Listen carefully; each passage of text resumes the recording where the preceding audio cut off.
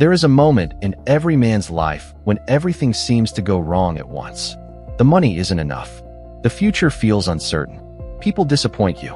Your plans collapse. And suddenly, your own mind becomes your biggest enemy. You wake up thinking about yesterday. You spend the day worrying about tomorrow. And somewhere between the two, you completely lose today.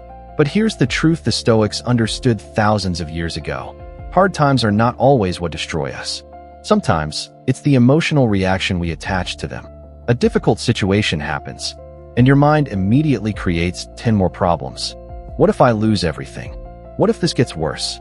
What will people think? What if I fail? What if I can't handle it? And before anything has actually happened, you've already suffered through an entire future that exists only inside your imagination. But what if you could train yourself to remain calm even when life becomes uncertain? What if difficult circumstances could stop controlling your emotions? What if you could face pressure without becoming mentally destroyed by it? The Stoics had a powerful method for doing exactly that. And in this video, I'm going to give you 6 Stoic rules for worrying less in hard times. But don't skip the final rule, because the 6th rule is where everything comes together. It can completely change the way you respond when life doesn't go according to plan. Hello everyone. Welcome back to Wisdom Unbounding World. Let's begin. Rule 1. Separate the problem from your story about the problem. When something difficult happens, there are actually 2 things taking place. There is the event, and then there is the story your mind creates about that event. You lose your job. That's the event. I'll never recover. Nobody will hire me. My life is ruined. Everyone will think I'm a failure. That's the story. And the second part is often what causes the greatest suffering.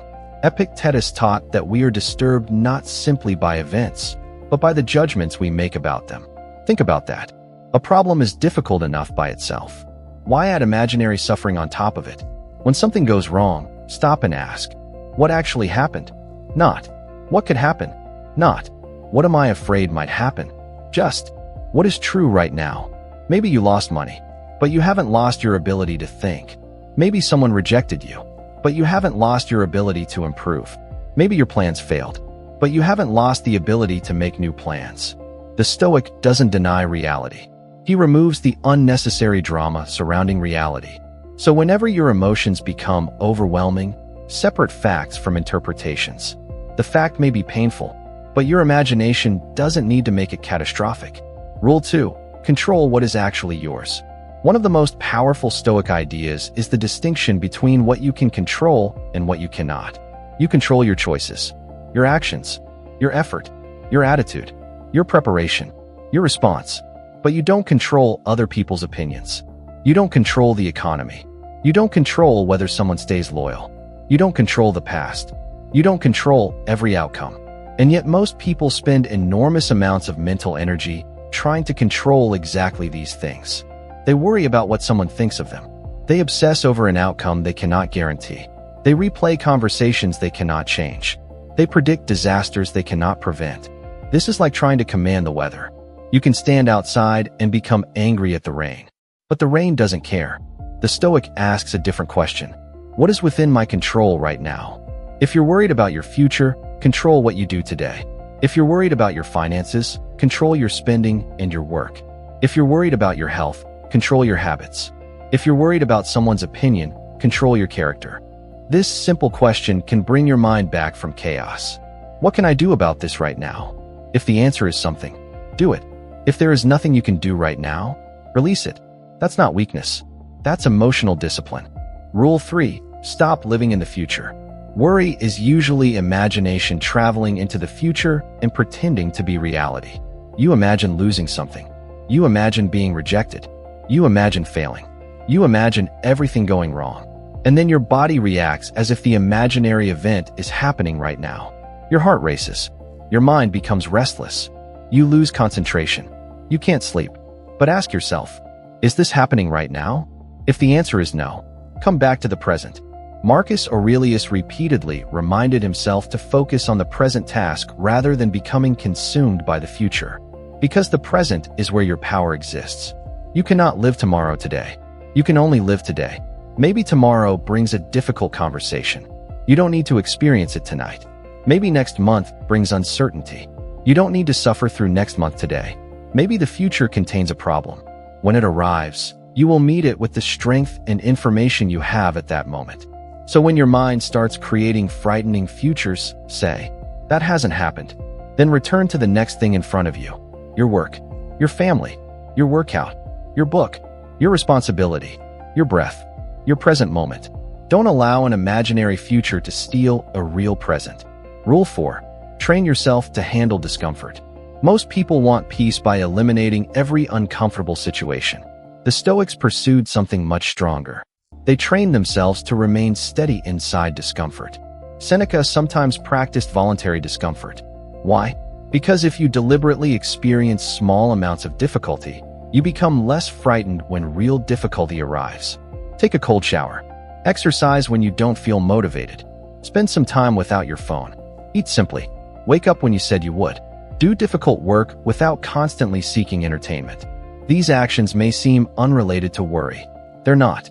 They teach your nervous system something important. I can experience discomfort without immediately escaping it. And that changes everything. Because worry often comes from the belief, "I can't handle this." But every time you voluntarily face something difficult, you're collecting evidence that you can. You become mentally tougher. Not because life becomes easier, but because you become harder to destabilize. The goal isn't to become emotionless. The goal is to become someone who can feel fear without becoming controlled by fear. Feel uncertainty without becoming paralyzed by uncertainty. Feel discomfort without immediately running from it. That is Stoic strength. Rule 5. Ask, what is this moment teaching me? When life becomes difficult, most people ask, why is this happening to me? The Stoic asks, what can this teach me? That's a completely different mindset. A failure can teach discipline. A rejection can teach resilience. A financial setback can teach responsibility. A difficult person can teach patience. Loneliness can teach self-reliance. Uncertainty can teach you to stop demanding guarantees from life. This doesn't mean pretending painful experiences are good. Pain is still pain. Loss is still loss. Failure is still failure. But you can choose what you build from it. Marcus Aurelius had an idea that obstacles can become part of the path itself. The obstacle isn't necessarily separate from your growth. Sometimes, the obstacle is the training. So when hard times arrive, don't immediately ask how to escape them. Ask, what quality is this situation demanding from me? Maybe it demands patience. Maybe courage. Maybe discipline. Maybe acceptance. Maybe wisdom. Maybe the ability to let go.